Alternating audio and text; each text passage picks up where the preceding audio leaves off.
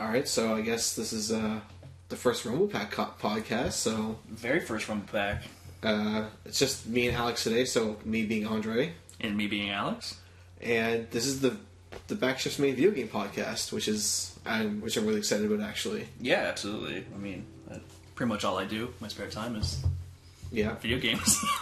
Go to work, come home, play some games, and go to sleep for the entire day. It's true. And then wake up and then go back to work. It's true, rinse and repeat. I walked into you playing a terrible game of Smite. Yeah, we weren't doing that well. I don't know if that's even classifying it. No. Was it the scoring system on the top? Yeah. That was their kills compared to our kills. It's not all about the kills, though. It's about just getting the other team's main objective. But kills get you there. Sure. And so, 35 to 10 isn't a good match. I think it was 45 to 10, wasn't it? I stopped looking at it. I stopped counting it. After you came in, I stopped looking. We just won't talk about it again. No, we'll wait and talk about one that I win. Yes. So this time, well, I guess for the first time, since it's really close, we'll talk about E3. Yeah. E3 is all the hype, and that's all I'm hyped about right now. It's my Christmas. June 12th? Is that when it starts? Whatever the Sunday, so the 11th, because a lot of the conferences are always on the Sunday now. Yes, right. They started early. So Microsoft, I believe, and Bethesda, I believe, are on Sunday, and I think maybe one or two others are on Sunday now. The 10th's the Sunday, Monday's the 11th. Okay, so it starts on the 10th. Yeah. I was looking at a schedule, but I'm just going to print it out and put it by my computer. Yeah, good idea. Whenever I'm home, I can just tune in. So, so let's go through the different publishers and what we expect, what we hope to see and what we kind of expect to see, and what's confirmed, what's not confirmed. So, who do you want to start with? I'm not sure. I mean, I always start with Microsoft. Yeah, okay, sure. We can start with Microsoft. See what Microsoft's doing. Let's start with the big two, or big three, I guess, and then go from there. Yeah, we'll start with the first party guys, and then we'll jump down to the third party developers. Yeah, a little. So, what do you hope to see at Microsoft this year? I don't know. I would really like. Well, Microsoft is an Xbox. I would really like to see something Halo related. That's what I'm hoping. I'm looking. I want to see Halo 6. Halo 5 wasn't the biggest Halo for me. No. I liked the story, but I did not play the multiplayer very much at all. No. See, and it's the thing is, everyone was just like, "Oh, it's so good," but I feel like the multiplayer attracted the Call of Duty fans. And I was always a Halo fan, not a Call of Duty fan. Yeah, not that I didn't like Call of Duty, but I mean, when it came to multiplayer. No, it feels like after 4, where they sort of changed the controls a bit. I don't mind the aiming down sights in Halo, but adding sprinting, all the other mechanics, is sort of feels. I don't know. It felt too cluttered for Halo, because Halo was it was always really simple. It's okay, you spawn and there's weapon pickups, and there's vehicles. Let's shoot things. Yeah, exactly. I know there wasn't even sprints in Halo for the longest time, which was nice. Yeah, I didn't mind that at all. I got used to it, and I don't know how everyone else feels. I really wanted to like Halo 5, and I've actually meant to pick it up and play it again just to see if it aged at all. But I loved Halo 4. It was different, but the story in that game was crazy. It didn't feel like Halo, but it was awesome. I definitely played Halo 4's multiplayer way more than 5's. Oh god, yeah. But I did really like the Halo 5 story though. Yeah. So that's what the main reason I'm looking forward to Halo 6 a lot would mostly be the story. I want them to finish it off and see how they're going to conclude it, because I'm pretty sure they already said that there's going to be 3 games and that's it. Yeah, well, because this was supposed to be the Reclaimer trilogy or something like that they called it. I don't know. They gave it a name. I just know that they were just hey, Halo's coming back. 343 is going to make 3 more games. Mm-hmm. I was okay, that's fair, that's good. Yeah. Halo 3 had a bit of a. It's the fight's over, but there's still a cliffhanger ending. Yeah, it's just. And then Bungie's here you go, 343. Yeah, have fun. We're gonna do Reach. Destroy a couple of the book storylines and hand the mess off to you to try and salvage. Anyone who didn't read the books was completely fine with it. I didn't read the books, I was fine with it. I know. And then I heard some of the flaws. I was well, that's okay. I didn't read the books, so I'm not that upset. Yeah, and I read the books, and to be honest, it's kind of nitpicking. It's just some of the dates, to be honest, and the fact that Noble Team didn't exist. But I can kind of pretend they existed because they were kind of cool. Yeah, they were cool. I liked them. I kind of wish there was a little more character development in them, to be honest, because it had really neat personality, potentials in personalities, but it was just you just start getting to know them, and then it's and we're gonna kill you off. Yeah, exactly. Spoiler alert.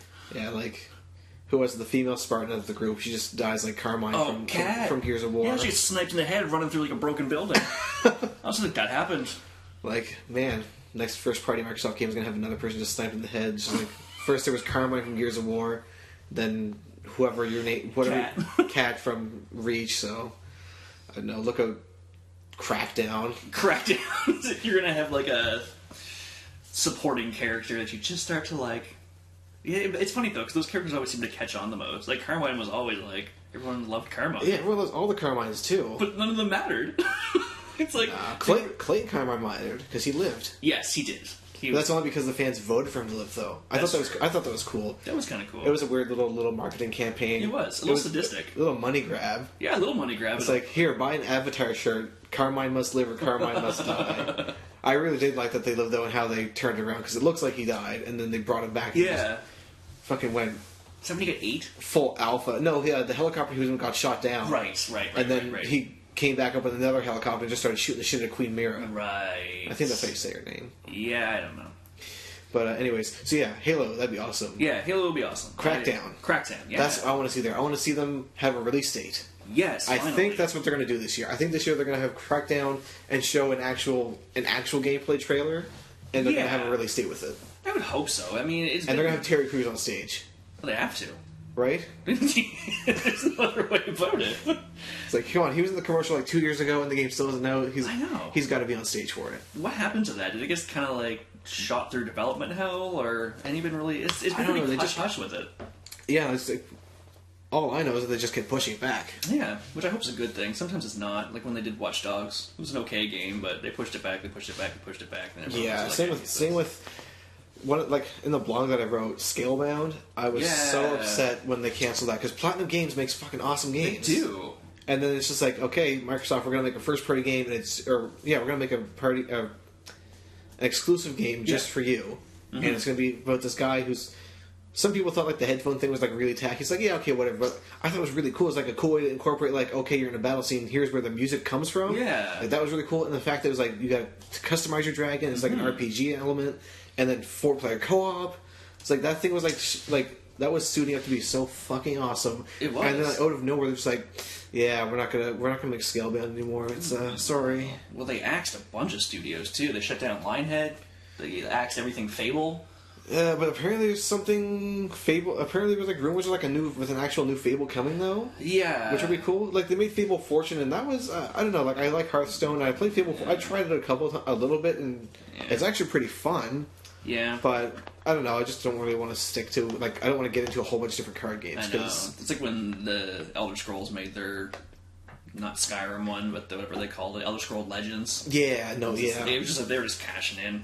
And, like, it's cool, it's fun. I played it a couple times, like, this was fun. Yeah, I didn't play it at all, because, like... Can't keep track.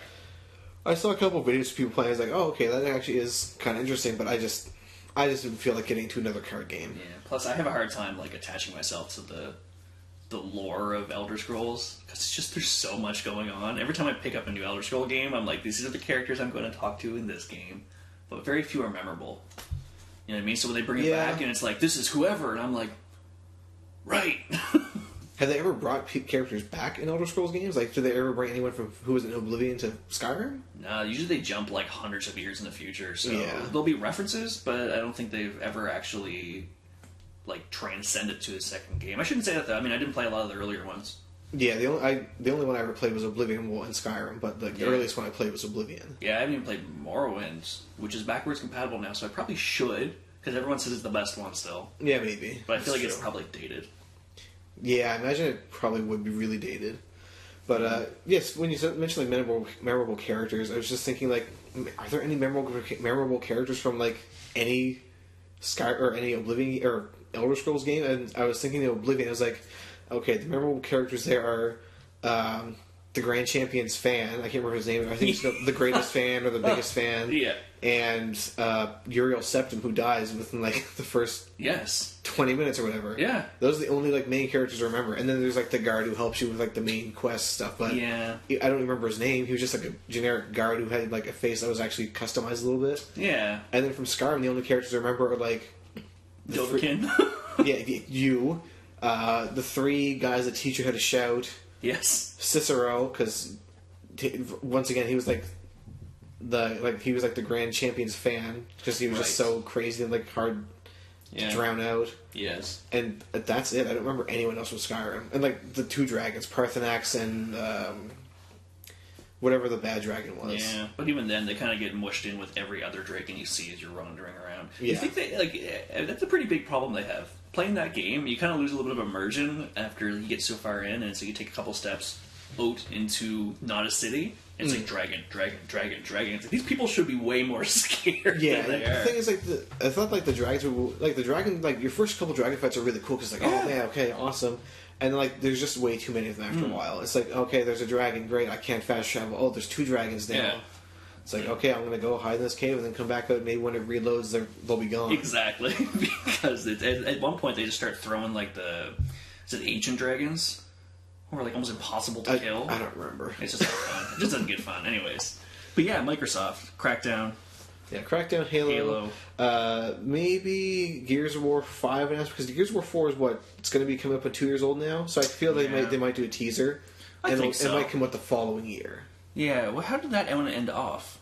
Did you played 4, right? Yeah. It ended off with they go and they save Kate's, or they don't save Kate's mother. They find Kate's mother and she has to like cut her out of the stuff, and it's actually like a really emotional scene. Yeah, it is. And like she ends up dying, and Kate's mother gives her necklace. Right. And then she's looking at it, and like on the back of it has like the locust symbol. It's like, okay, so what's all this now? Yeah. Like, is Kate's like whole lineage like descended from Queen Mira, or like what's going on here? Right. All right. That was one of the first Gears of War games that actually kind of ended with like a question opposed to just like to be continued. Yeah. The other ones were just like... Yeah, the first one was sort of like... Because the first one you detonate the E-bomb and then at the end you see Queen Mira escaping. Yeah. It's like, oh, okay, she's not dead, so that means there's going to be more. And then 2 sort of led into... I don't really remember the ending of 2 that well. 2 and 3 got really intense. Oh, 2 was when they ended it because they flooded Jacinto and then they all just sort of flew off in helicopters. Yes. And then... So that's sort of why on 3 you're on like this barge in the middle of fucking wherever and you're growing tomatoes and stuff on a ship. Yeah, that was kind of a cool game. I like 3 a lot. I cried when Dom died. Like, I don't know if anyone that didn't was dead in the inside. Yeah, that whole scene. Oh my god! Like, I was really, really annoyed when I first played it. Because I was at university at the time. I was in my dorm room and I had a roommate at the time. So I was watching the scene. I was so invested in it, and he talked through the entire scene. He's like, "Oh, I know what he's going to do. I see what's happening." And this guy didn't play video games at all, so he was just like talking, being really annoying. And the whole time he was ruining. So like later on, I went and rewatched the scene again by myself when I was alone on YouTube, and I cried.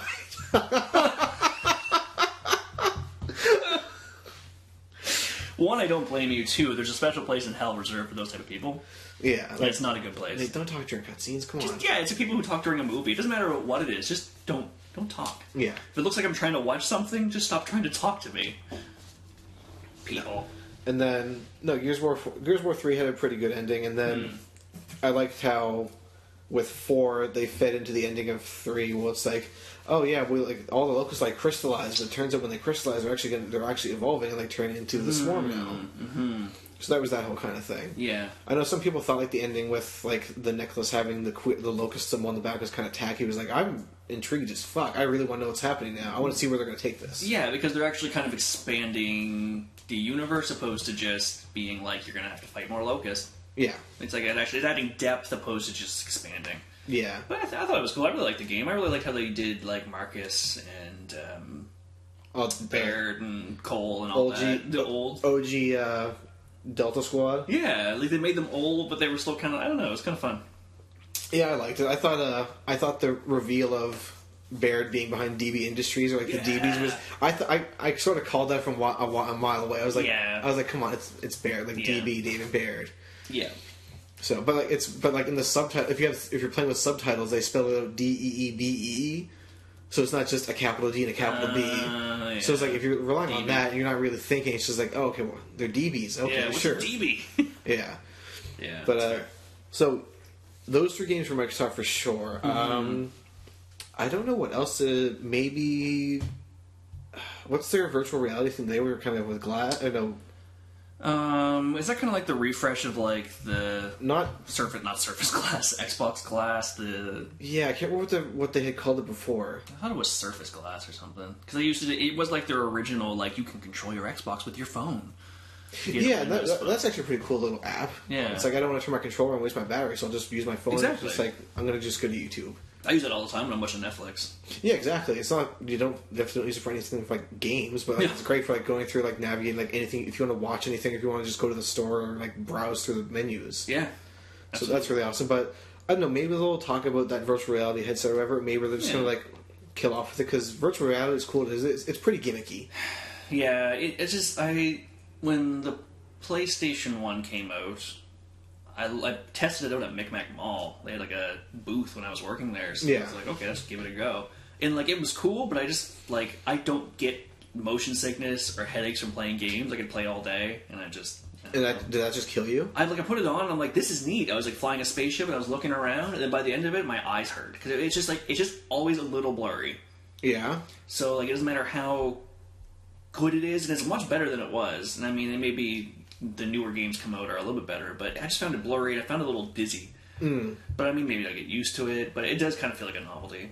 Yeah, like I definitely like at this point, like I need a new computer, but I'm definitely not going to go spend the money to get like a computer that's VR ready. No. On top of like the extra $400, $500, $600 for the Oculus Rift. No. Or the Vive. Yeah. Well, that was the same thing. It's like to buy just the 3D set, it's like $500 or something like that. Yeah, so you're buying a whole console. Yeah. It's like I'll just buy a PS Pro and just. Even then, like the PS, how much is like a? Because what's their virtual reality called? It's just called. I don't remember, to be honest. I could look it up, but it's all good. Yeah, but like whatever, theirs still costs like what? Like it's what $299 or something for PlayStation. Yeah. Oh, if it's gone down, it used to be like $500. Oh fuck! Then never mind. Yeah, I mean, like, it may have gone down. So yeah, I'm probably just way off at $299 then. Yeah. Because that's like what you can buy a PS4 for. Yeah, because I bought my PS4 with. On Amazon, I was sitting in a restaurant and I looked at my Amazon wish list. It was like $299. And I was like, I just ordered it.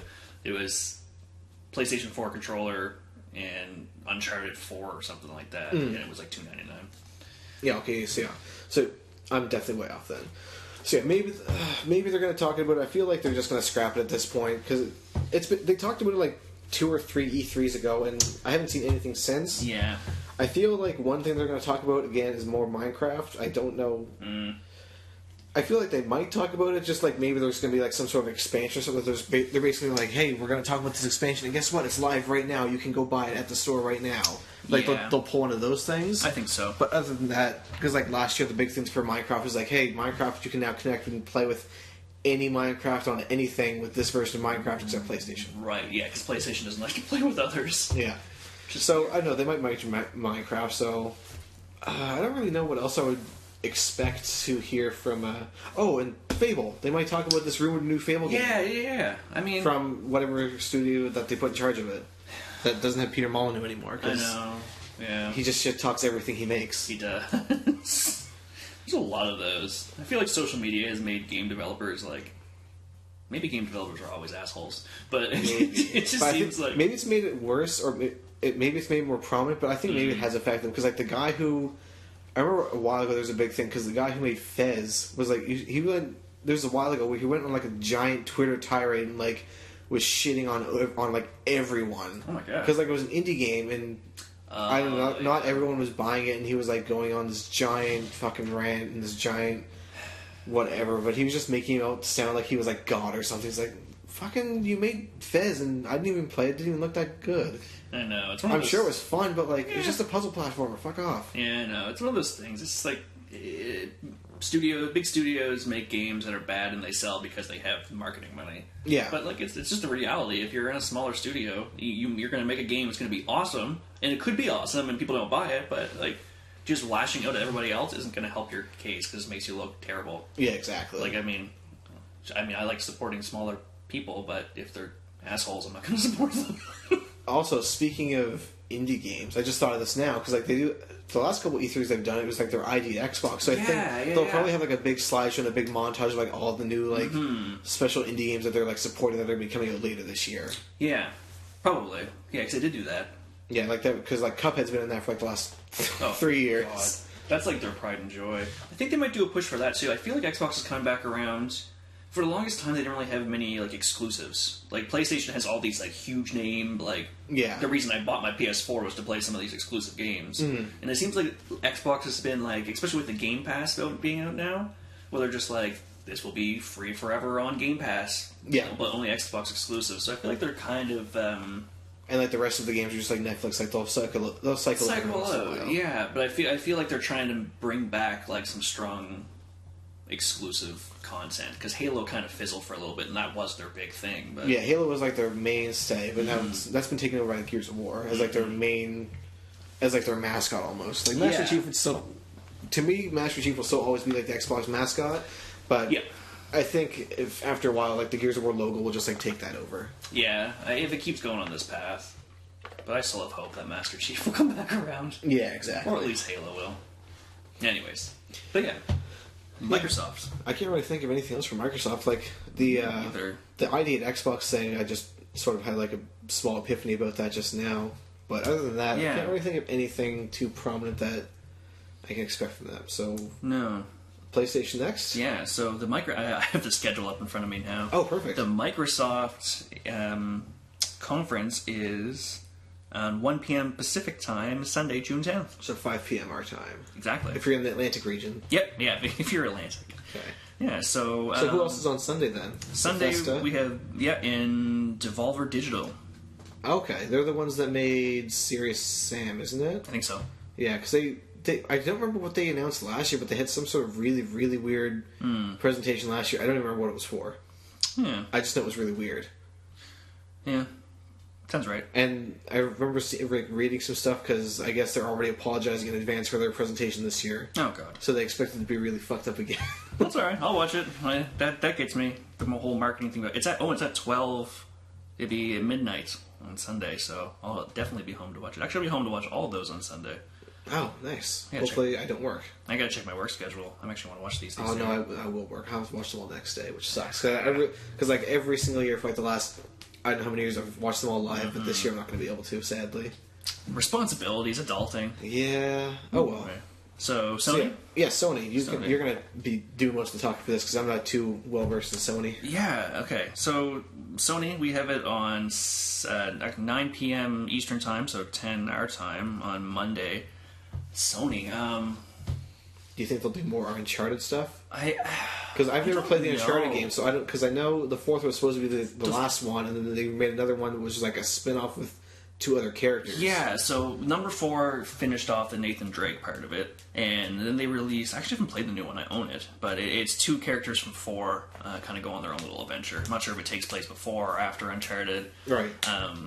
But yeah, I mean they might. It was such a successful part, but I think Naughty Dog's has definitely changed gear to Last of Us Part 2.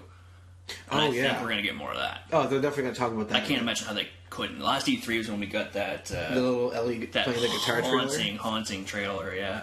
Yeah, that was actually really interesting. I still have to play that. That's one of the games that I have the PlayStation 4 for, but I just haven't gotten around to getting the game yet. You're going to know life it when you play it, because you're going to start and you're not going to be able to stop. Right. It's toxic.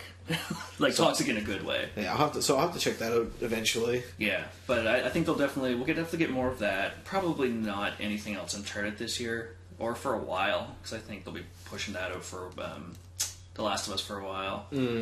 Death Stranding. I'd like to see some new messed up trailer. I'd like to see I'd like to see a trailer with even just like 1 minute of gameplay to see how it looks in the game. Yeah, because I mean it's so. Oh man, I want to hope that there's going to be something Metal Gear Solid, but that's not going to happen. I don't want to talk about Metal Gear Solid right now. It's too hard of a topic. I love those games, but I think I have to say goodbye. Yeah, for sure. But yeah, Death Stranding is like the weird, perfect blend of Silent Hill and Metal Gear Solid, but I don't know which one is going to play like, because they're both real different. Yeah.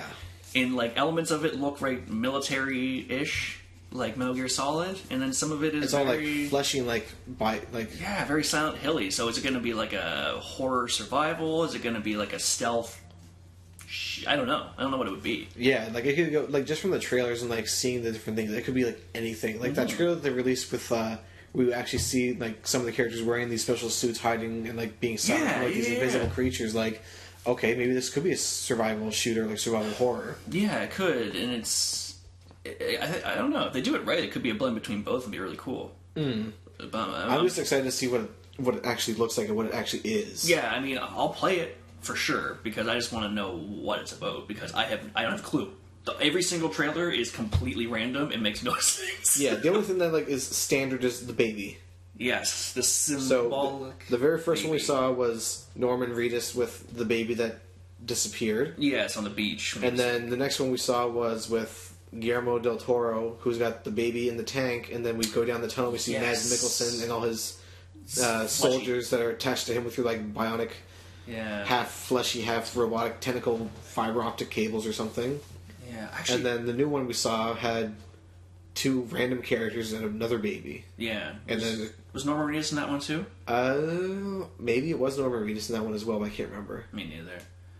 Okay, there's a podcast I listen to, Steal the Stars, and when you mentioned like the tentacle attaching thing, it's interesting because like there's this like weird alien lands in this government organization. I mean, it's obviously a fictional podcast, but anyways, no, it's real life. And they find this alien that has moss on it. But anyways, the end of it, spoiler, is the moss is a parasite that infected the alien, and the alien was just trying to escape. Oh, okay. So the moss like kind of goes inside of you and infects you, but the way it attaches is it shoots out like plant roots. And they go into other people through, like, their eyes or their mouth or their ears, wherever it can get in. Oh, wow. And then you kind of connect them, and it keeps spreading. And when you mentioned that, it kind of reminded me of that. Oh, so maybe... Which would be horrifying if it was anything to see. Mads Mikkelsen is some sort of creepy... Like, host. Yeah, maybe he's, like, just a hive mind, but he's, like, the one behind it. He's controlling everything else outwards. Yeah. I don't know. Days Gone. I want to see more of that. Yes. Because I know they were putting more of that out, but yes. I'm really interested to see more of it. Yeah, absolutely. That's going to be one of the few games that I get for my PlayStation, because I haven't bought a single game for it since I bought it, because I already got a bunch of games because I got it from a friend. Yeah. So, but that'll be one that I actually will buy myself. Yeah, it looks like it should be good. Yeah, I almost forgot about that one, to be honest. Yeah, I really like the first trailer that they had when they released, and they said the swarms of zombies, and like actually weighing down things. Like there's like a bunch of them on a bridge, like they weigh down the bridge and it breaks. Yeah, it should be really cool. It reminds me of how they portrayed them in the World War Z movie. Speaking of, have you seen the trailer for that World War Z game? Yeah, I'm so confused because it looks a lot like Days Gone, but like a 4-player co-op game. Yeah, I don't know. I have the funny feeling it's going to be really bad. The World War Z one? Yeah, because the book was amazing. I love that book. The movie butchered the book, and then it looks like they're basing the game off of both. Because it's like they're trying to portray that whole like different stories. Because the book's made up of like just like almost like someone's interviewing different people that survived it. Okay. And then the movie was just like one story arc. Okay. But in the books, like they weren't fast running crazy. But in the game, in the movie, they were like super fast running zombies. So I don't know how they're. I mean, it might be fun, but to me, it just kind of looks like a Left 4 Dead, but updated. Yeah, kind of with like the special zombies and stuff. Yeah, whereas like Days Gone is kind of its own thing, so they can kind of run with it. I get almost like a Dying Light vibe from it. A little bit, but just like way more swarmy. Yeah, swarm. I mean, but like it's kind of its own little story, so they could do anything, and I'd be like, yeah, that's right, because there's no source materials. I see what you're saying. Yeah.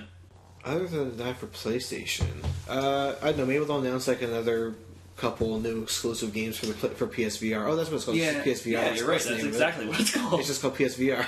Yeah, original. Yeah, they'll probably just. I don't know. I can see them doing like a couple. Exclusives for that coming out or something. Yeah, I'm sure. They're going to talk about Call of Duty because PlayStation owns like the marketing rights for Call of Duty, where the Activision deal. Because it used to be with Microsoft, and now it's jumped over to PlayStation. Yeah, they'll definitely do. So they'll talk about Black Ops 4 for sure. Absolutely. And who has? Is it Xbox? Xbox has Microsoft. Sorry, has the Battlefield. I don't think so.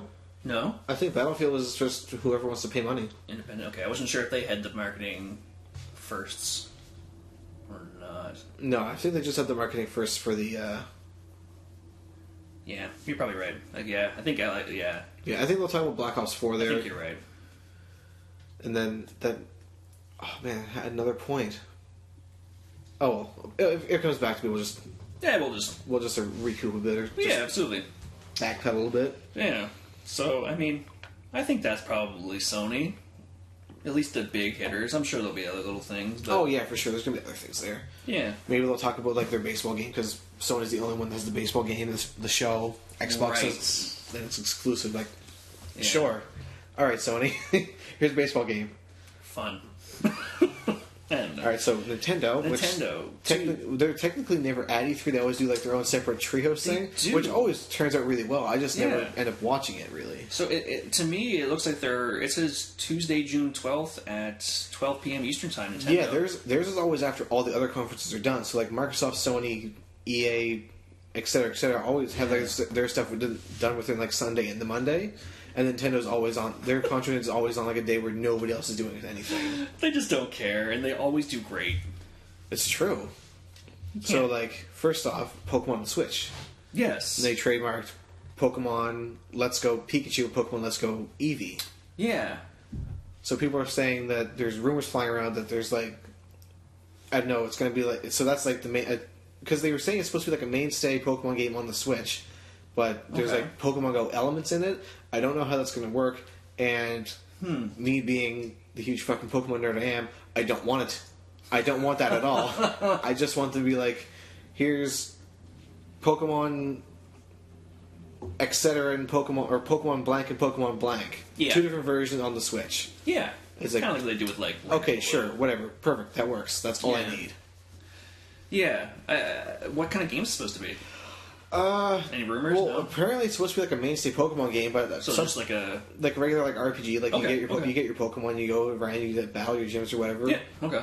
Well, that's what it was because like back in I don't know a year or so ago because they were hiring like, hey, we're hiring for this game for the Switch and like it's this. Okay. There were some rumors flying around that's going to be like they're going to be going back to Kanto, so it's going to be downgrading all the way back down to original 150. That'd be really cool. Which would be cool, but at the same time, it's like there's so many more fucking Pokemon from other generations that are way cooler than the ones in the originals. I feel like if they did that, they'd just be trying to cash in on the nostalgic, like try to get the parents who bought the Switches for their kids, but now they're going to go back and play it themselves because they grew up with that. But I feel like a lot of the people who only like Generation 1, they're like the purists, like the Gen 1ers, they're not gonna buy a Switch. Like if they wanted a Pokemon game, they would get it on like a handheld console. They're not gonna go and buy a Switch to just play a revisit to Kanto. Yeah. So if that's how it's going, then like you're kind of like missing out on who you're trying to hit because they're not gonna bite. That's true. That's very true. I guess time will tell. But yeah, I think if they do it right, it could be really, really cool. It's been for sure. It's been a minute since I played like a mainstay Pokemon game, to be honest. I kind of fell off it just because I got like in so deep with not knowing any of the new characters, and now when I look at it, I'm like, I'm lost. Right? And it's just like I don't want to be that way because I used to love Pokemon. Yeah, exactly. But, like the last I didn't finish Ultra Sun and Moon, but I had Sun, and that game is so handholdy. It's weird. Like there's a lot of like it's good because like it's the first time. It's like, well, I can't say it's the first time. Like they were like really into the story. It's like, man, let's put an actual like story in here, and like they actually did it. Like for Sun, like they developed a lot more for Ultra Sun, which I haven't played through all the way yet. Okay, but like there's a map on the bottom screen on the 3DS, and it's always telling you where to go. It's like, here's your main objective. It's like, okay, I know it can go. So at least you always know where you're going, so you can diverge off and do other things. That's true. But then you have like blockades, like, oh, you can't go here until you do this. It's like, fuck. Man, I mean, like I liked when they naturally put them in. Like I'm going back to like you can't go through here until you get the HM cut. Yeah, exactly. You have to beat this gym in order to use it outside of battle. Yeah, so it's like almost like soft blocks. Well, that's what they're like in this one, too. It's sort of just like, oh, you can't go past here because you have to beat... In order to go past this area, there's stronger Pokemon, so you have to beat the kahuna of this island. Yeah. And it's like, once you beat this person, it just proves you're strong enough that you can go to the next area. It's like, oh, okay, well, that makes sense. I guess. But I know, it sort of limits the exploration a little bit, but then again, it's like, well, just plow through the game, beat the story, and then you can just go explore all you want. True. So that's okay. That's true. But, I don't know. Maybe a new handheld? I doubt it. I feel like if there was any new handheld at all, there would have been patents all over the place, and people would have heard about now. And it's hard because like their consoles are almost becoming handhelds part time. And like one of the big things for the handheld, one of the big sellers for the handheld is Pokemon. And they already announced that Pokemon Ultra Sun, Ultra Moon were the last Pokemon games for the 3DS's entire life. Oh. So there's no more mainstay Pokemon games. Like they'll have other ones come out, probably like spin-off titles. Yeah. But no more mainstay ones. They've already announced that. Interesting. I'm so behind in my Nintendo stuff. I feel like they'll probably talk about more Switch stuff. Possibly, I saw some sort of rumor about like you can just easily jump on this rumor because they had the NES Classic at the SNES Classic, so you can easily just jump to think N64 Classic. I read that. It was like, rumors are that Nintendo 64 Classic's next, which I'll buy into. I would totally really get hard. that one. Like, I really wanted to get the SNES Classic, but it had a couple games and I really wanted to, like, I didn't really want it that badly. Like, there's 30 games on it, but there's like 4 that I want. Yeah, I know. I feel like the N64 Classic could have way more than I want. Yeah, for sure. Because, I mean, that was like my first, like, big console that I really got into was the Nintendo 64. Yeah, that was the same with me. Like when I was growing up, we had a Super Nintendo in the house, and then I got the N64. I was like, oh fuck yeah, this is awesome. It's the first thing I remember. My parents bought me the Nintendo 64 and Super Mario 64. Yeah, and I still haven't got all the stars in that game. No, I had Super Mario 64, and I don't know, I was just like so young, so like I didn't really know what I was doing, so I just always went to the King Bob-omb's field. So like I always went to like a couple of the same levels over and over because I didn't really know what I was doing. It's true. And then, like there was other games like Mario Kart 64 and then Super Diddy Kong or Diddy Kong Racing were like 2 big games I played all the time. Diddy Kong Racing, Donkey Kong 64. I never played Donkey Kong 64. Oh my damn! It was a great game. Loved it. I heard so many things about it, but So if it is going to be a real thing, I think they'll probably announce it at E3 just because it'll be timed really well. For sure, and I mean they always. I mean, it's just that time of year. Everyone else is doing it, and I mean, Nintendo doesn't always play by the rules that way, but if they've got a slot, they'll probably have. I know what they're going to talk about. They're going to talk about Metroid Prime 4 because they announced it because they teased it last year, and there hasn't been like a single thing since. So they're definitely going to do something with it this year. That could be so cool. Yeah, I remember the first Metroid Prime. I had it on the GameCube because that's what it came out on. But I know that was another game that I wasn't really that great at, so I sort of just like played it. I was like, "Oh, this is pretty cool," but I sort of just like fell off of it. I was like, "Eh." I never beat it because it was hard. It was a legit hard game, and I think like I was like younger when I played it, and I think my parents bought me like the strategy guide to try and beat it, and I still was like, I can't do this. I'm sure if I went back now, it wouldn't be that bad, but at that point, that was like Halo. Yeah, that was like the first person like open world game. Yeah. I had ever played, so like there was like so many things in there that I didn't understand. So that was probably like a whole other level of difficulty where people. Yeah. Like, if you go back now, it probably is not hard. No, not because like you know exactly what the mechanics of an open world game are. It's like you gotta get a power to get to the next area. You gotta do this, the blah blah blah blah. Yeah. Yeah, and so it was so easy to get lost in it. I found because I wasn't used to more linear. I mean, even sure Mario 64 is like a little bit of like more of a rectangle than a line, but still, it's like I'm in this room and I don't know how I got here. I'm turning off my GameCube. Yeah. Has there been anything on like a new Animal Crossing? I fucking hope. Man, I even played the mobile one. Like, Pocket Camp? Yeah. Yeah, I like Pocket Camp, but I dropped off it pretty quick because I was like, this isn't Animal Crossing. No. I love Animal Crossing. Yes. And Pocket Camp has like the charm of it and everything, but it's not Animal Crossing. It's not what I want. No, not at all. So hopefully there will be either a new 3DS one or even more, I really hope there's a Switch one. I would absolutely love there to be a Switch one. Cry probably if there's a Switch one. Exactly. And buy it and not play anything else for a really long time. Do you have a Switch? No. Oh, so you're going to have to go buy a Switch and Animal Crossing. You have to get the Animal Crossing bundle. I know. I would do that. I would pre-order the Animal Crossing bundle. Yeah, exactly. I would do it. As long as I have a sweet poster, put it in my den wall. Exactly. Have a little poster of Isabelle. she's the mascot now. Move over, Tom Nook. Nobody fucking cares about you. It's all about Isabelle. Tom Nook got the boot. He did. Man, Isabelle was like so popular in Japan. Like she is like the mascot of Animal Crossing now. That's amazing. That's so good.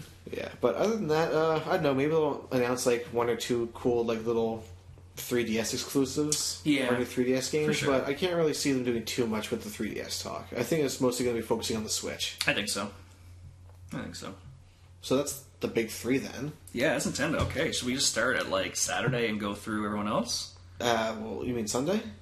Yes, apparently there's one on Saturday. Who's on Saturday? Saturday, June 9th, Electronic Arts, 2 p.m. Eastern Time. So EA is getting really far ahead of the game. Because last year they jumped in with Bethesda, Microsoft on Sunday. They're probably trying to do some damage control for Battlefield. Or just going to actually show off all these other little things that they didn't in that ridiculous trailer.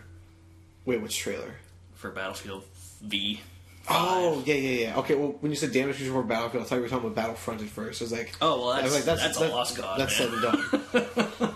No, yeah, so EA, Battlefield 5, I want to see more of that. I want to see actual gameplay. Don't just give it... Don't do a CG trailer and throw a game HUD on there and tell me it's gameplay, because I know it isn't. No, it was not. I watched it back like 6 times, and I was like... They do that all the time, though. They're so bad for that. Oh, yeah. But like Anthem. Yeah, Anthem. That's EA, right? Yeah. Do they own BioWare? Yeah. Yeah. Okay, so yeah. I know, I'm excited for that, but I'm also skeptical. Because there's a loot for Anthem. It looks really cool, but there's weird loot system and stuff. I was like, okay, don't give me fucking third-person mech really awesome Destiny. Yes. Don't do some... Destiny's cool with a loot system, because every MMO, every RPG has a loot system where it's you only get a certain... Yeah. There's only a certain drop rate for getting this item or whatever, but that's fine. That's fine, everything, but don't... Don't put a paywall. Oh, yeah, don't do any shit like that. Yeah, if Joe Schmo over there that has his mom's credit card number can get crazy stuff right at the beginning, I don't like that. Yeah, I'm fine with cosmetics. If there's some ridiculous cosmetic and you can get it quicker by buying it, I don't care. Yeah, exactly. But just don't make it a play to win. Or pay to win, sorry. Yeah, and it looks like there's different types of suits you can get. Yeah, do not have some sort of ridiculous unlock thing. If you have to it's you get to start off with one suit, and if you want to have a second one, it's we have to you have to unlock this much shit, or you have to have this many credits to buy a new suit slot. It's no, let me have all the slots, all the suits at once, and it's let me use them when I want, because that's really cool, because I paid for this game. Yeah. It's if me and all my friends all choose the tank suit, then okay, who's going to be doing damage? Yeah. Who's going to be healing us? Exactly. Nobody. So let me use all the suits at once, because I don't know if that's how the game's going to work or not, but I feel like that's how it's going to work. Yeah, I think so. I don't know. I have really high hopes. I'm trying to manage it because you have to with EA sometimes. I'm really excited for it, because what they showed off last year is awesome. Yeah, it looks really cool. I hope they show off some more this year. I think with less cringy gameplay talk. Yes. I hate the live demos. I hate them so much. I hate the way that they talk to each other. I hate the way they interact on stage. Oh, it's so scripted. Yeah, it's not. It's so bad. Awful. The worst one ever. Okay, no, the second worst one ever was the Ghost Recon Wildlands one that Ubisoft did. When they did the scripted, the live gameplay demo for that, it was so scripted, it was so bad. It's Tango, 2 o'clock. It's no, you wouldn't say that. You say, hey, there's a guy to your fucking right. Yeah. Snipe him. Get him. The worst one was Microsoft's Minecraft one last year, when they were talking about the expanded everyone connected Minecraft thing. That was god awful. Yeah. We'll probably throw a link somewhere for that so you can watch it yourself. Yeah. Oh gosh, yeah. Or not. Spare yourself the pain if you haven't seen it. But yeah, EA. Anthem, definitely. Yeah. I want to see more of that. Yep. Battlefield 5, I want to see more of that. Yes, I have high hopes for Battlefield 5. I think it's going to be great. I've been playing a lot of Battlefield 1 lately just to kind of get back in that mindset. Yeah. And I really think it's going to be good. I really think even if the multiplayer is just a really refined World War II experience, I'm good with that. They've come out and they've said that... They said World War II you haven't seen it before. Yeah. Which is really interesting. Yeah, and I think it'd be fun. All those customization things, I think can be fun. I mean, I think people are taking it a little bit serious than it needs to be. I definitely see the Fortnite comments. You have the 4 guys there standing, they're all weird. They all weird stuff. They all look sort of not traditional Battlefield soldiers.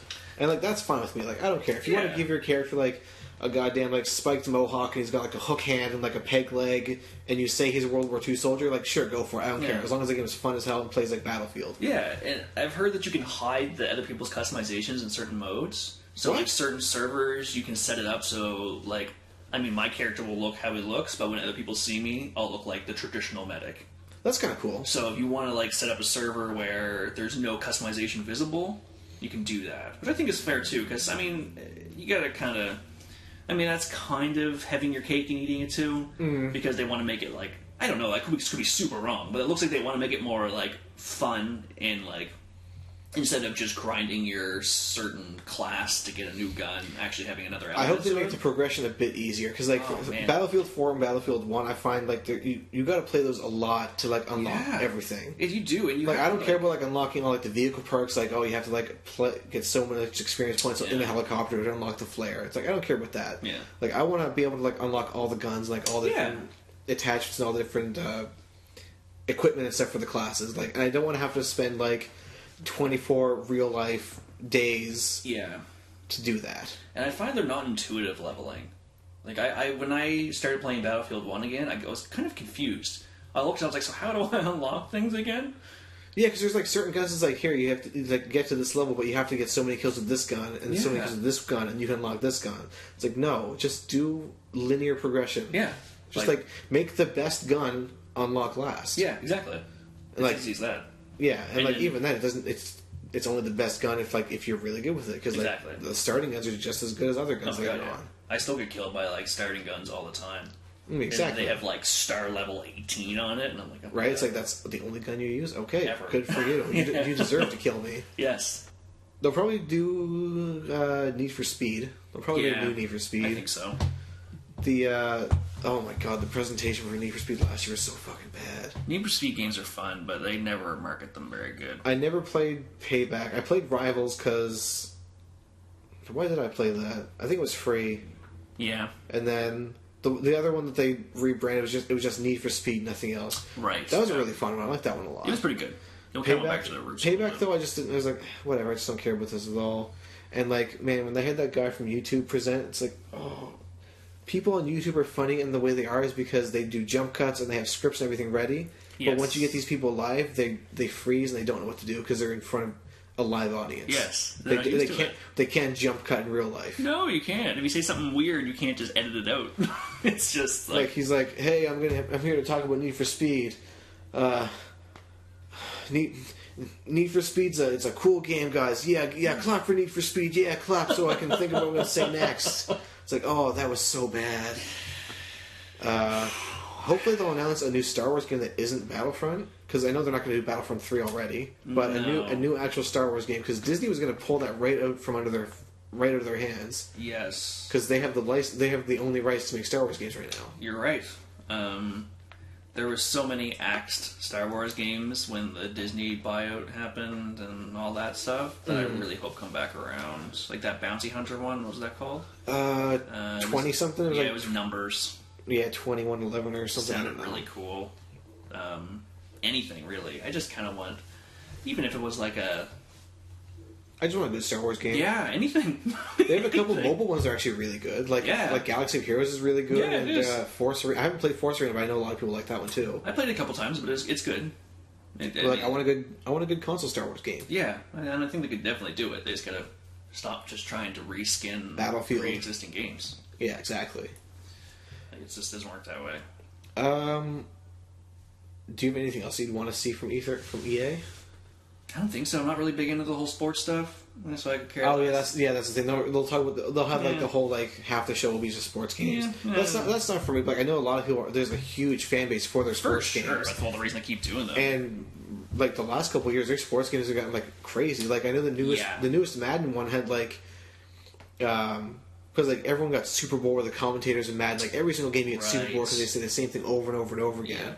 But like they had this live thing where the game would like update itself every once in a while, and there'd be like new stuff the commentators would say, like related to these players. Was the new Madden one the one where you could also just play as like a coach and just, or was that a different Madden game? I have no idea, to be honest. There was one. Someone at work was talking to me about it, and I was like, "That sounds really cool if I liked football."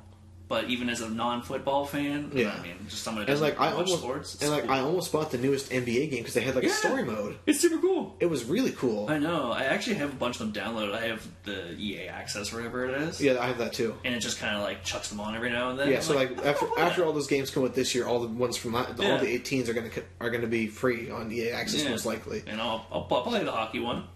I'm not good at it, but I'll play it. Yeah, I'm shit at the hockey one. I'm so bad at sports, racing, and fighting games. Can't do it. I'm not good at them. What? The only one out of those ones, the only one I don't really like playing are sports games. Like I tried playing FIFA one time because like one of my friends was like, "Hey, you want to try? You want to play a game of FIFA?" Yeah. I was like, Sure, whatever. So I went and downloaded it, and like he was somewhere else. He was off, and we were gonna play like the next day. So I downloaded. I was like, okay, I'm gonna try the game out. It's so fucking slow. I know. Moving from one end of the field takes like a goddamn eon. I know. I'm so used to like the fast-paced shooters and stuff. It's just yeah. Like, but even though like I'm just not a fan of soccer in the first place. Nah, but like, man, people go hard for like the FIFA games. Like they had such a big presentation last year for it. Like they had Pele. I don't even know who the hell he is. Like one of my friends who I was talking to, I was watching it live and we were talking over our headsets. And they're like, "Oh, introducing Pele." I was like, "Who the fuck is Pele?" And he's like, "I know the name." I was like, "You don't know who Pele is?" I was like, "No." He's like, "I don't even fucking watch soccer. I don't know who Pele is." It's like, then I really don't watch soccer. Yes, I've made a point of ignoring it apparently. But yeah, no, it's fascinating because EA has somehow created this niche where they've attracted people who don't traditionally like to play video games and made them love them. They're going to go and buy a console just so they can get Madden every year. It's crazy. It's like, way back when it was like, I don't play games. Games are for losers. I don't play games, you fucking nerd. Yeah. And then literally have like every year's FIFA and Madden like lined up. Yeah, because there's no trade value. No, it's because there's not. No, like you buy Madden brand new and you trade the next day for like $5 because the next one's out tomorrow. Yeah, exactly. Because it's guaranteed to come with the next year. Like, there's no skipping a year in Madden. No. Not going to pull an Assassin's Creed. Yeah. We'll get to that. Well, we'll just go to Ubisoft then. We'll just jump to them next. Let's say Ubisoft. That is June 11th at 5 p.m. Atlantic time. So they're going to be doing something with Rabbids. They'll do some sort of Rabid game this year, probably. For sure. Did they do... No, yeah, it was Mario... Rabid Kingdom, or what it was called? Yeah, Mario and the versus... Yeah. My sister has it. Mario and the Rabbids Mushroom Kingdom or something like that? Yeah, something like that. It looked really cool. Yeah, it looked awesome. I never played XCOM, but I know XCOM's huge. Yeah, it was like a turn-based... And, like, this game was heavily inspired by XCOM for sure. And I know it got a lot of, like... I think it got good reviews. I don't know if it got good reviews or not. I just know a lot of people loved it. I've heard it did. So... Well, yeah, there you go. And it just looked really cool. I never played it myself because I just haven't really been spending too much time for my Switch. I haven't been buying games for my Switch. Yeah, no. Yeah. But if they can pull out like another really cool game like that, like, man, give the Rabbids some respect. Yeah. That's one of those things, when it first came out, I was like, I don't understand this, but like people like it, and it's exploded. The whole Rabbids thing, it's just like, they're everywhere now. It's fascinating. God, yeah. I'm glad that they died down though, because like after like the first Rabbids game, they were the minions. They were like the minions now are what the Rabbids used to be. Yes. So I'm glad the Rabbids slowed down a lot so that they're not as like annoying. Me too. Me too. But Assassin's Creed Origins just came out this year, didn't they? So they're taking a break this year. They're not putting one out this year. They usually skip the years, but which is good. I'm glad they started skipping the years because I got burnt out on Assassin's Creed so hard. I know, me too. Because I played 1 up to Revelations, which is like the end of the Ezio trilogy. Yep. And then 3 came out the next year. I was like, no. 3 was like one of my favorite ones. And I heard 3 was like one of the greatest ones. Amazing. I was like, no, I skipped out on completely. Yeah. And then 4 I skipped out on completely. I have them both because they were free with Xbox Live's Game of Gold. Black Flag, right? 4. Yeah, so I own them both, but I just haven't touched them because it's like I had a hard time with Black Flag. I beat it, but yeah. And then I have Unity because we just picked up the e-game. It was like $5. It's like, oh yeah, sure, whatever, we'll get it. It was good once they fixed it. Oh yeah, because I thought it was like really broken glitches, at first. Yeah, once they fixed that, it was good. I don't think I own Syndicate, and then I got Origins because I got that for free when I did a playtest for Ubisoft. Origins, I haven't played it yet, but I heard it's probably one of the best ones. Yeah, like I was talking to a friend while he was playing through it, and he just didn't put it down. He was like playing like every day until he had it beat. Yeah, I have it installed, but I haven't played it yet because I'm scared I'm going to fall down that hole, and I just don't have the time. But it's really interesting is that it takes on like an actual RPG aspect where there's like leveling up, and there's loot, and there's like different stats on the different. Well, the other ones kind of had that, but it was just like, okay, here's this weapon, but then the next weapon is just always better than the last weapon. Like this one has like stats, like there's legendary weapons and stuff that you can find. And they have like community events where like these big like Egyptian gods appear and you have to fight them. Yeah. Like that's kind of cool. It's very like Shadow of Colossus-y. Oh, is it? Yeah, like I saw like I haven't played any of them yet, but I watched like a YouTube video of like when like Anubis or something came. And he's huge. Like you're riding on a horse and you're like this big and he's massive. Oh, you're wow. like climbing up him and trying to kill him. Okay, that's really cool. Then. Yeah, it's kind of cool. And you get like special community like awards and stuff if you beat them. And, yeah, I like that Ubisoft always does that though. They always have like these community events. Like Far Cry 5 has like a new one every week, and like they do. You have like the personal challenge. So like even if you're not playing online or whatever, you have the personal challenge. You unlock a skin or like a weapon or whatever. Yeah. And there's the community challenge. Like everybody unlocks this other thing. Yeah, for sure. Yeah, it's definitely cool. And I mean that's another thing. I mean they'll probably talk about Far Cry's. Expansions coming. Yeah, because they just announced the release date for the first expansion, which is like the Vietnam one. The Vietnam one, yeah, you're trying to escape some sort of prison camp or you're behind enemy lines or something. Yeah, which could be okay. I don't know. Yeah, so they'll probably do like a gameplay of that or something, or show like the intro cinematic or something to it, which would be really cool. The Division. Division 2. Speaking of Ubisoft, I actually saved a post because they put an Instagram post out saying what they're going to be talking about this year. Actually, oh really? So let me just bring that up really quickly. I don't think I even follow them on Instagram. I probably should. Saved posts. It'd be really nice if I mean, they've already confirmed the Division 2, so I'm assuming they must. Yeah, they confirmed Division 2. So let's just go through these in order. So yeah, sure. Oh, so yeah, Division 2. It was the first one that they posted there. So the first, we were super excited for the first one. Yeah, and I liked the story. The story was really cool. Yes, I liked playing it, but after that, I just lost so much interest. Story was cool. Gameplay was fun. It died really quick. Dark Zone, I had no interest in. No, but I heard like it was cool. Like it was a cool concept and everything, but I had no interest in it. No, me neither. Cause I just kept getting murdered. I'd find some cool stuff and I'd die, and I was like, well, "This isn't fun." Yeah, like if you were good at it, then yeah, sure, it was a blast. But like I just dropped off it so quick, and I didn't even bother with the DLC. But I heard some of the expansions were awesome. Yeah, I heard like year 2 refined the Division was a completely different game. Like just absolutely just great.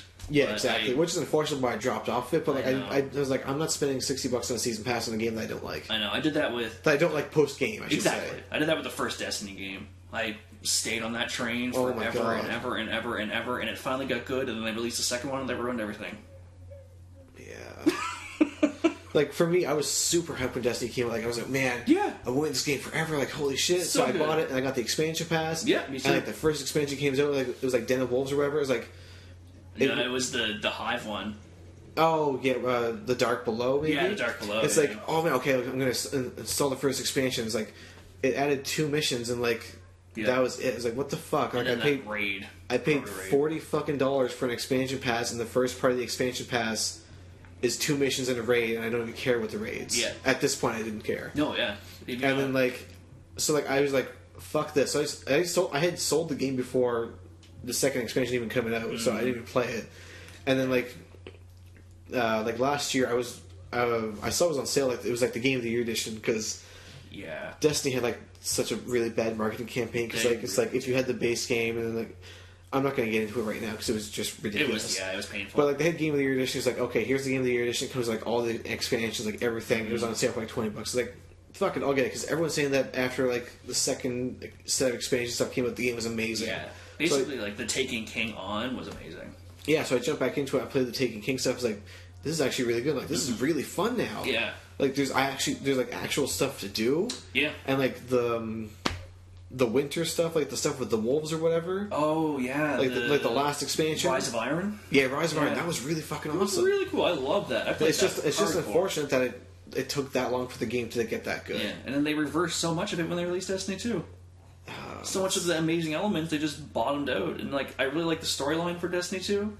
And it was fun to play, but when I was done, I was like, I'm just gonna not play this anymore. Yeah, so with Destiny 2, I was thinking the same thing. Like I was like, I'm gonna wait until the Game of the Year edition of this game comes out, and then I'll jump on the Destiny 2. Yeah, exactly. Like which I should have done. Like by then, probably nowhere near as many people will be playing it. But like, I already have some friends who like, if I say, hey, I got Destiny 2, they're like, oh shit, we gotta play Destiny 2. Yeah. And it's like, okay, good. I can just rely on you guys to like take me through and like know where everything is now. Yeah, that's fair. So so hopefully Division 2 when it's like at launch it's just as good, and hopefully it sticks. Like hopefully there's like some sort of element to it that keeps me interested enough to like want to keep the game and keep playing it until the expansions come out and everything. I think what they've learned from Wildlands, I think it'll be okay. Yeah, Wildlands was great. I still need to finish that game, but it was great. And I still do too. Even then, like the PvP is still like we'll get into that later on. Yeah. I completely forgot about this. Beyond Good and Evil 2. Oh yeah! I started playing that because it was backwards compatible, or I started playing the first one because it was backwards compatible for Xbox One for 360. Right. I was like, okay, this game is kind of interesting. I sort of just fell off it though. Yeah. So I have no vested interest in this at all. No. But I want to see what it is and like where it goes because I know everyone was like been like Beyond Good and Evil 2 for like since that game came out because it came out like on PlayStation 2. Yeah, it was a long time ago. So like people wanted a sequel for that game for fucking decade or for probably over a decade now. Probably, yeah. And so let's see when it came. So yeah, like I'm excited for these people, but I'm not excited for myself. Yeah, like it's cool to see. But yeah, I mean, like, I haven't not invested either. Like I haven't beat the first one. I played it a little bit. I think on the 360 when it was backwards compatible or something. Yeah, and that's about it. But like, it's just kind of cool to see a game that's that old get a second one. Yeah, it's nice that actually going back to it. Yeah. Because like, I don't know what the ending is, so maybe the ending is like a huge cliffhanger, and that's why people wanted the sequel for so long. Yeah, it came out in November 11th, 2003. 2003, so yeah, so well over almost 2 decades now. Yeah. Yeah. Damn. Alright, so the next one is, okay, Skull and Bones, which they recently just said is being pushed back to like next year sometime. Mm-hmm. But this could be really cool either way. Mm-hmm. Like, I don't know... I'm super on the fence about this game, even though it sounds and looks really awesome. Yeah, me too. Because they're just like, it's basically just like all the pirate ship stuff from Black Flag, which I didn't play, so I don't know what they're talking about. Mm.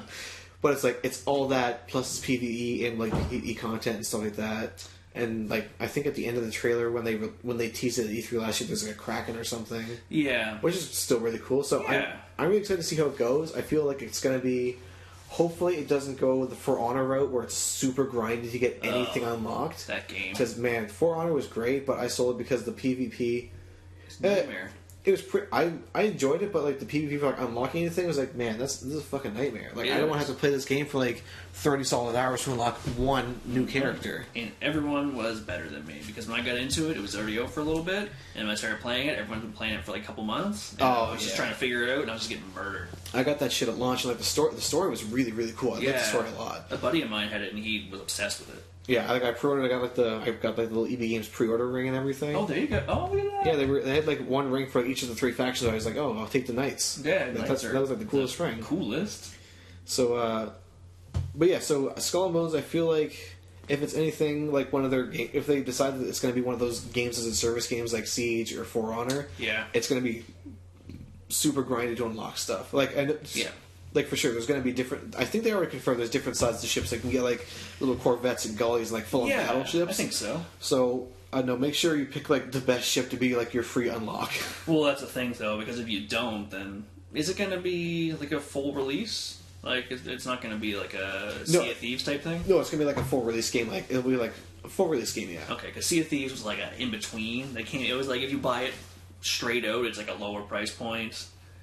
Wasn't it only like $49 instead of like the full price when you pay I've no idea actually. To be fair, I think everyone just bought the game pass and played it that way. Yeah, I have no idea what this is. Starlink Battle for Atlas. If they teased this last year, I don't remember it at all. Starlink, I don't know. So to be honest, I don't care until I see what it is this year. Either they said they're gonna. This is the post that's saying that they're gonna be talking about these games this year. So okay, we'll find out what it is. Yeah, sure. Okay, so they're going to talk about For Honor. So that'll be probably For Honor year 2. Yeah, because I think this would have been just year 1 for Honor. Yeah, so they'll probably just do a. So they'll have year 2, and they'll probably, if anything, maybe they'll add new factions because it was still like the Knights, the Samurais, and the Vikings. Yep, and then the different warriors that came up for the different expansions were actually really cool. Super cool. They were really varied. So I don't know. Maybe year 2 they'll have even more factions, like other stuff like that. And Ubisoft's always good for that. Like Rainbow Siege. Yeah, Siege is going strong. Man, that's like you buy that game and then just year after year after year. Like I had that game, and then after a while I was like, I don't really like it that much, and I sold it. And then I got it again digitally because it was on sale at Super Cheap. It was like, oh sure, whatever. Yeah. And then I got like a bunch of R6 credits, so I just unlocked a bunch of characters. Yeah, and. So and I think the next one is the next one on their post is Rainbow Six Siege. So they'll talk about year 3. I think it will be. I think it's year 3. So they'll talk about year 3. They'll probably talk about some of the content that's coming up. Maybe tease a couple of the operators that will be coming out for it. Yeah, for sure. Other than that, nothing really to mention about Siege. Enter the home of a mind. Oh, I guess that's the tagline for something called Transference. Ew. Once again, if this is teased last year, I don't remember it at all. So maybe cool. Maybe it's brand new. Hope so. Sounds neat. Hopefully that's not their big reveal because I like when their big reveals is like tight-lipped and like you don't know what it is until the very end. Yeah. Okay, so that was the last one. Okay. So that was the last thing. And then, so yeah, like I just mentioned there, hopefully they have like a super awesome, like super tight-lipped, like nobody knows about it, like teaser at the end. Yeah. Like Skull and Bones was last year. Yeah. And the year before that was Steep. Yes. That was cool. Like it was a really like I'll give it like it wasn't a game for me. No, but it was a game for a whole lot of other people. Yeah, credit where credit's due. I didn't really play it a whole lot, but played it like just a little bit. I think there was like a free play weekend or something. That's when I played it. It was fun. I was terrible at it, but it was fun. Yeah, like, it was a cool game. It was like yeah. The only time I really like a snowboarding game is like I like the arcade snowboarding games like SSX. Yes. Like I'm not a huge fan of like realistic snowboarding or realistic sport games. I'm not good at them, so that's about my only reason. Yeah, so that's okay. So we don't have to talk about what we expect to see at Ubisoft because that was it. That was it. Yeah. So who's next this week? EA, Ubisoft. Bethesda. I mean Bethesda. Bethesda. Sorry. Bethesda. Trying to read and talk. It's too many things at once. I honestly have no idea what they're going to talk about. I don't know. They'll probably talk about like Wolfenstein because like Wolfenstein 2: The New Colossus has a season pass, doesn't it? It does. Yeah. So maybe they'll talk all about. out. Oh, it's all out already. I think so. Oh. The war story things or whatever they call them are all out. So okay, then that drops my opinion or my. They're just going to redo Skyrim for something else and release it. It's like here's Skyrim for Microsoft DOS. Okay, honestly, you never know. Maybe they won't release Skyrim for like something else this year. Probably, to be honest, I would like to hear something. It'd be really funny if they did. Yeah, it's just a fucking meme now. I would really like if they just kind of pulled it out of nowhere. Doom 2, maybe. Another Doom. Maybe something about Fallout or an Elder Scrolls. I know we're not going to get it, but I would really like it. Yeah, they're not going to talk about Elder Scrolls 6, but like maybe they'll tease like, hey, Elder Scrolls 6 is in development now. Yeah, even if they just said that. Yeah, that'd be really cool. Yeah, but yeah, Doom did really good. So maybe they'll just show off Elder Scrolls Online again, like the newest expansion is coming out, or yes. I don't know if it's just released or it's going to be Somerset. Yeah, Somerset. So maybe maybe they'll show it off a bit. Yeah, but like there's already been a bunch of trailers for it, so I don't really know what else they have to show off. No, I don't know. I really don't know what they're going to do. Maybe some Fallout related, Fallout New Vegas remaster, Fallout 3 remaster. I would buy Fallout New Vegas remastered. I would 100% do that too. Great game. I like New Vegas way more than 3. Yes, me too. Like I think the problem with 3 for me was that I hyped myself up for 3 so goddamn much that it could not live up to what I was expecting it to be. Yeah. And then New Vegas came out and I didn't have any expectations at all. I was like, man, this game is awesome. Yeah, that's fair. I did that. Actually, I had no idea what Fallout was going into Fallout 3. I just I rented the game way back when from something, and then I bought it afterwards. Rented it? Yeah, I know. I rented it. Just weird. 360. I think it was there was a little place where I grew up that rented games, and I think I got it from there. And then I bought it after that. Yeah, because I played the shit out of Oblivion. Like my final save file for Oblivion had like 250 something hours, and that was after I had to restart the game like from scratch. Yeah. 2 or 3 separate times, and they each had like at least 100 hours each on. Not like the proudest thing to admit, but like no, that's okay. Man, that game was insane. I played that game to death. I played every single expansion to death. And like when people were saying Fallout 3's coming, it's like oh yeah, it's by the same guys who made Oblivion, so it's basically Oblivion, but it's like guns and post-apocalyptic. And I think that's where I ruined itself for me. Yeah, because when you take away that like magical element, you're kind of left with. And plus, it was just green. Yeah. They only had one color in the entire game; it was just green with different shades. Yes, and a lot of it was like not. Yeah. The game was just not fun to look at. No, New Vegas had color, which was so much nicer. It did. It had personality. Yeah, I liked it a lot. Like, Fallout 3 was good. Like, I won't say it was a shit game. Yeah. It's just that I just ended up not enjoying it as much as I should have. The worst thing about Fallout 3, and I'll even throw Fallout 4 in that group, is the gunplay is terrible. Horrific. Yeah, I kind of see what you're saying. I tried to go back and play Fallout 4 recently, and I picked up a gun, and I was like, I can't play this game. I still have to go back to Fallout 4 because I still have to finish off the Nuka World expansion. I think maybe one other. Just Nuka World. Then I'm done with the game. I haven't beat any of the expansions. Yeah, I've gone through all of it. The only thing I haven't done is just Nuka World. I started it, but I'll go back to it just so I can check it off my list. Like, okay, that's another game done off the backlog. Yeah, true. Other than that, I don't really know what the hell I would expect from Bethesda. Maybe they'll have like some sort of insane sort of expansion for fucking Fallout Shelter. Yeah. Maybe. Or maybe they'll have like some sort of other really like surprise mobile game that will launch the day of. Yeah. Other than that, I don't know a single thing. We'll see. I guess we'll see at 9:30 p.m. Eastern Time on Sunday, June 10th. All right. So after them, on 11 p.m. Eastern on June 10th, is Devolver Digital. I don't have anything to say about that because I don't know anything. Yeah, we kind of talked about it already. They already apologized. And that's that. Okay. I feel like we're missing one. Not on Sunday. Now we're on to June 11th, Monday. Okay. 1 p.m. Eastern, Square Enix. Oh, yeah. They haven't had a conference at EA themselves for a while, so I don't know what the hell they're going to do. Me neither. Oh, actually, I have a guess, though.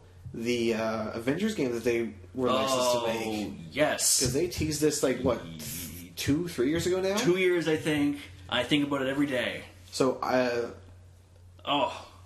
that shield, the armband... If they could make an Avengers game that plays like Final Fantasy 15... I'll quit everything. Right? I'll somehow become a professional player of that game. I'll find someone who will pay me to do it. Right? I like Marvel and the Avengers more than I can possibly explain. Right? Oh, man, Marvel. Anything Marvel's just so enjoyable. Anything Marvel. But then again, like anything superheroes, like really enjoyable. Oh, so true. But yeah, I have no idea how that game is going to play, but I just want them to pack as many characters into as possible. Like, the more characters, the better. Man, can you imagine, like, their beautiful cutscenes, but Marvel? Oh, yeah, exactly. Damn. And, like, I love games that have huge character rosters. Like, oh, me too. Like, when a game has smaller character rosters, it's always way more refined because they can put way more time into each character. Like I'm talking specifically about fighting games. Yeah. But, like, when a fighting game has, like, a huge roster, it's just so much more fun. Mm-hmm. Like... The newest Mortal Kombat X, it had a pretty decent roster, but they left out like a couple of key characters. Like Jade wasn't in it, which is really weird. And she's like, strange. And I know there's a couple other characters they left out, and then they had the DLC characters and all that shit. But like back on the original Xbox, there's a couple Mortal Kombat games. There's like Deception and Deadly Alliance and Armageddon. I can't remember which one it was, but one of them had like literally every single Mortal Kombat character you could think. I think it was Armageddon. I think it's the biggest Armageddon. one. Yeah, I think it's Armageddon. It had like. It had a really cool story too, because it's like an open world, like weird story. It was interesting, but it had like a huge character roster. There was like Mocap, it had like Sector, Cyborg, Smoke, every single ninja reskinned color character. Yep, and like a lot. And like, they must have had like upwards of like 50 characters plus easily. And it was insane. It was just so much fun. Just like I have so many characters to pick from. I know. I like that because it's like sometimes. I mean, you can do that with Marvel too, so easy because there's got to be like 100 characters that are at least well known or moderately known. Yeah. And I mean, like Iron Man's my dude, but like there's just so many options. Exactly. Like Marvel versus Capcom, like they have huge rosters too. Oh yeah. But the thing is, I'm not a huge fan of like the 3-on-3 fighting style game. Like, I prefer one character. Yeah. I don't like all the switching, like the 3 character special move combos and everything. No. Just don't shit at it. I know. It's just it gets messy. Yeah, but like, man, that'd be awesome. Yeah. So I have no idea what that game's going to look like. I feel like that's the only thing they're going to have at their conference. I'd be fine with that. I'd be fine with that. They make Kingdom Hearts, don't they? Isn't Square Enix one that does Kingdom Hearts? I think. So they'll do Kingdom Hearts 3. Let's find out. Yeah, well, that's been... Because if that's who it is, then they'll do Kingdom Hearts 3, even though they just released a new like trailer not long ago that showed like the Monsters Inc. world, the Toy Story world. Yeah. So that's it says Kingdom Hearts 3 will be playable at E3. Yeah. Is it Square Enix though? Yeah. Okay, so they'll talk about that, and they'll talk about hopefully their Marvel game. Rumor is something about Final Fantasy VII remake as well. Oh yeah, the thing they've been working on for like 30 goddamn years now or whatever. Yeah, sounds about right. It's because I don't know what's going on with that because they did a huge chunk of it, but then they had to go back and like do it because they switched engines or something. I don't know. Yeah, they had to go back and like rework a whole lot of stuff because something happened. Yeah, that happens sometimes too much. I feel where they like get a game almost done and then a new engine comes out, or they update their engine to make it even better, and then they just push it back for 3 years. I mean, in the end, it's always for the best. Yeah, which is unfortunate. But the thing is, like, didn't they say they're going to release this in parts too? Which is kind of like episodes. Yeah. Well, not episodes, but sort of like just like big chunks. Like maybe it's like part 1, part 2. I never like that. No, like the only time that works is Telltale. Yeah. Side note, Actually, let's just leave Telltale for the end because I want to get really excited about that for a sec. Okay. But so yeah, Square Enix. The only thing I can think, and I don't know, maybe they'll have some sort of Final Fantasy thing. I can't see it, but I don't know. Maybe they will because since Final Fantasy 15, they're done with it. They released like the Ultimate Edition of it that has like all the DLC and has like the new first person mode and like these other things. Yeah, like I think I'm gonna upgrade my copy to the Royal Edition. Yeah. And then I'll just keep playing through it. I bought it on sale like a couple months ago. Yeah, like when it came I think when the Royal Edition released, they had like it's like here's the upgraded pack, but it's like on sale too at the same time. Yeah. So who's next then? The only person we haven't talked about on this schedule I see is the PC gaming show.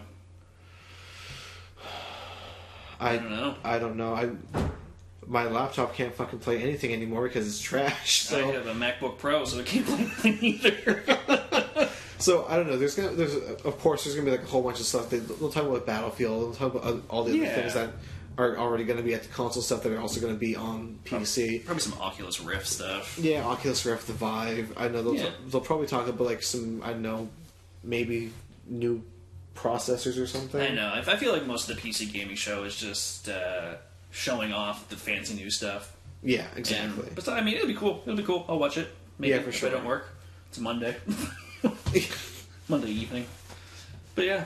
So you mentioned Telltale. The Wolf Among Us 2 got pushed back. Oh, that's upsetting because I think Wolf Among Us is my favorite Telltale game. So good. I literally, after I played that game and I found out it was based on graphic novels, I went and bought them. I wanted to go buy them. I was like, oh wait, these are like $24 each. I can't do that. I know. Let me rephrase it. I don't have all of them. I have half of them, and now I'm like hoping they go on sale on Amazon at some point. Yeah, I'm gonna have to borrow these from you because I really wanted to read them. Man, the fables are so good. Because the world sounds really cool. It's fascinating and it's so graphic. Like I think the first one, there's like this room where it's just covered in blood because someone got ripped apart.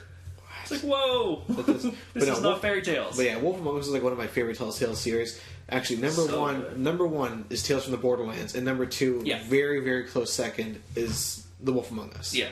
Just Bigby's such a cool character. Yeah, I just love that whole like idea of like them being in like the real world and they have to like keep taking like these things called it was glamours, right? Glamours. And so that they like hide their true fairy tale self. But only the rich ones can do it. Yeah, and like everyone who's like an actual animal like gets shipped off to an actual farm. Yep. Yeah, and it's cool because you know how like Bigby's always smoking. I don't know if it explains it in the game. Is that how he uses his glamour? No, he smokes because since he's a wolf, his scent is like sense of smell is so strong that when they're in the city, it drives him crazy because he can smell everything that's going on in the city. So he smokes because the smell of the smoke dulls everything else around him. Oh, that's actually really interesting. Yeah, I don't think it was explained in the game, but that's really cool. Yeah, I thought it was a graphic novel thing, but super cool. Super cool. But yeah, I mean, I don't know if they would have anything at E3. They'd be grouped in with someone if they did. Yeah, I feel like they might be like grouped in, like, I don't know, they'll just show up on the stage for like Microsoft or PlayStation or something. Yeah, I think it's usually Microsoft, isn't it? I don't know. I think they grouped in with Microsoft a couple times. For like The Walking Dead, like I think they talked about The Walking Dead, something on there. Yeah. There's a season 3 of that coming out? Is it already out? It's coming out or the first episode is out. Yeah.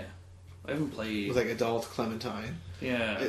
I loved season 1. Yep. And then I felt like they went the way of the show and were just making too much.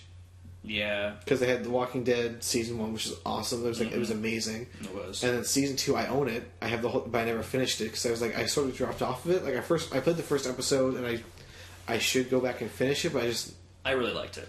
Yeah, like I bet I will, but it's just like I have to just take the time to just do it. And there's Michonne. They had like a Michonne episode, and they had 400 Days, which was a cool like little lead into season 2, I guess. Yeah. I think I played that one. I didn't play the Michonne one. I own it, but I didn't play it. Yeah, and then they have season 3. Either the first episode is out, or it's announced that it will be coming out. There was something else they were working on too that sounded really cool. I can't remember what it was. Oh, they're doing a Guardians of the Galaxy one. I haven't played that yet. I played the first episode. It's cool. It's really interesting. It's all out now, right? Or is it not done? I can't remember. Either it's all out, or there's still like 1 or 2 episodes, or like there's 1 episode left. Sometimes it takes so long for them to get the episodes out. Well, the thing is, like, I don't know how many, because like as far as I know, it's just Telltale Studios. Yep. So like they get so many projects on the go because like they had the game, because they had like there was one series, I can't remember which one it was, but like I had forgot that another episode was still waiting to come out because like they went and started developing another one. Yeah, because they did like the Batman one, and they had Walking Game Dead. of Thrones. Game of Thrones one was kind of cool. Yeah. I don't know. Did you play it? No. It was fun, but I don't know. I haven't read the books. I own all the books, but I haven't read them.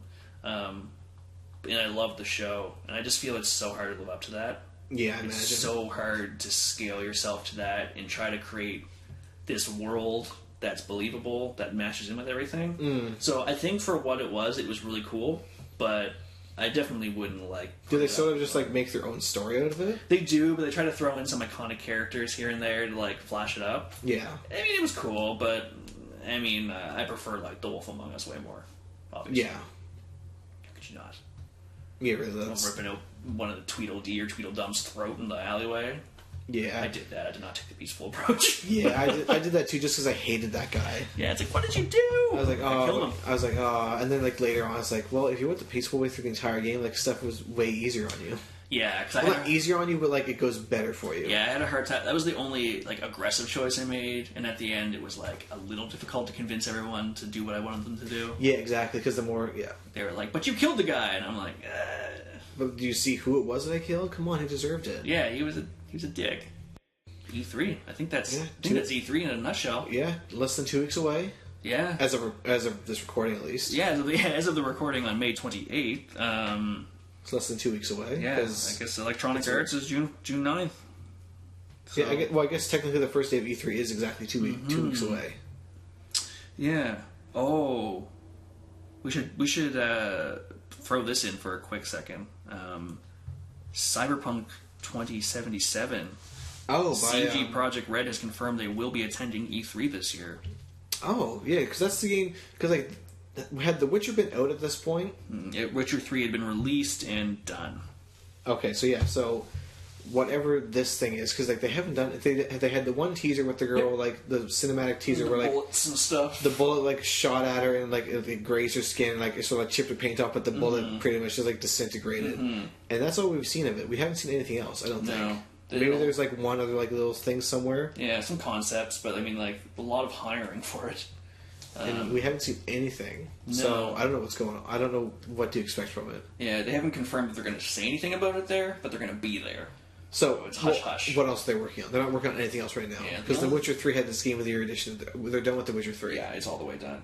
The only thing that they could do that would make me happier than I already am is if they remastered the first Witcher game and released it on console so I could play it.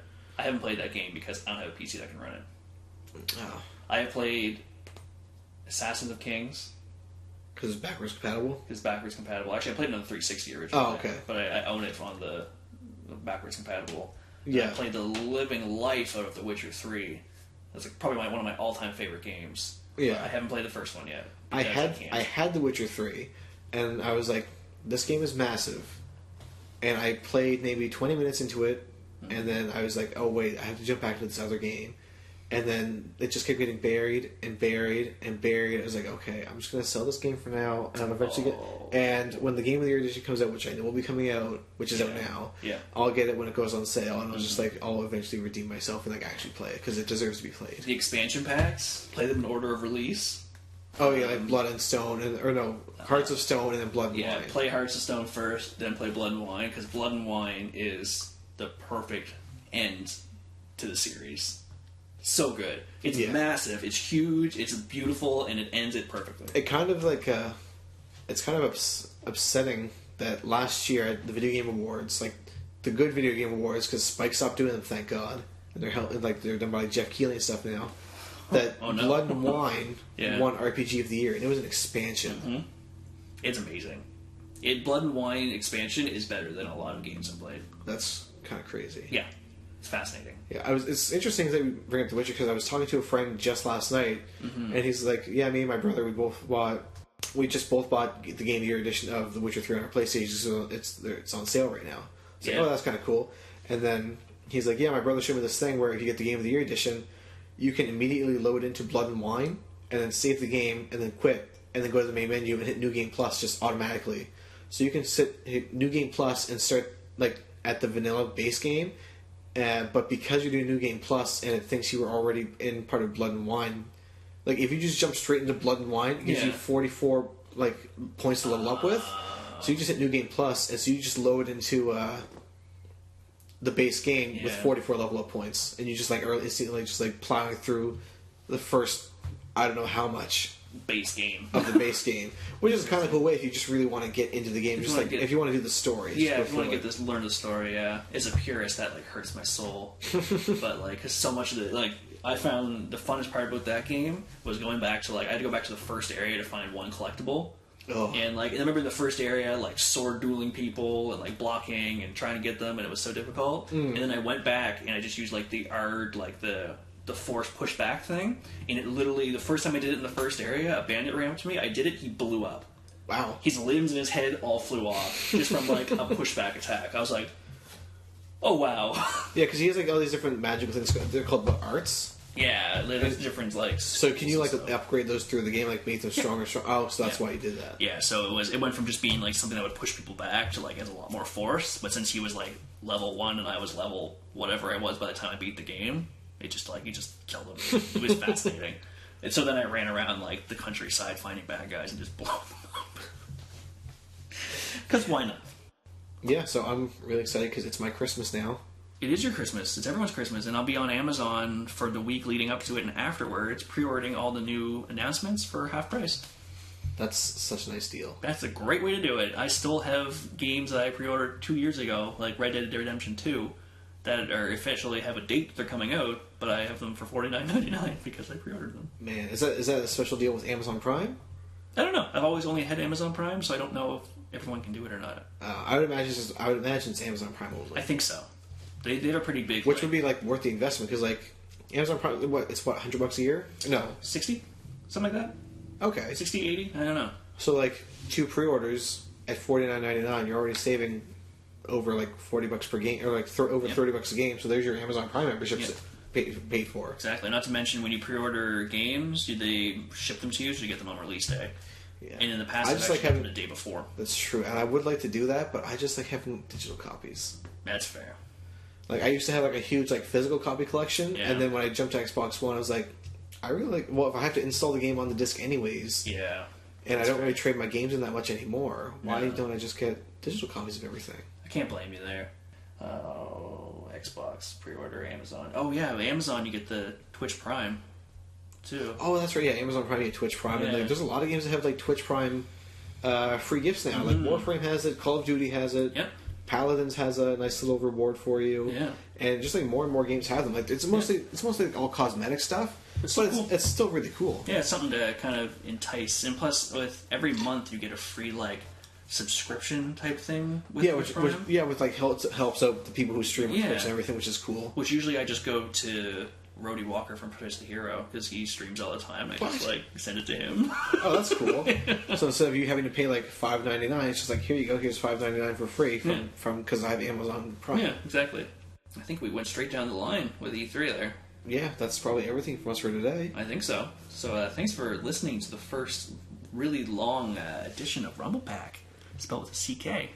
Yeah, not copyright, not trademark, not copyright stricken. Love you, Nintendo.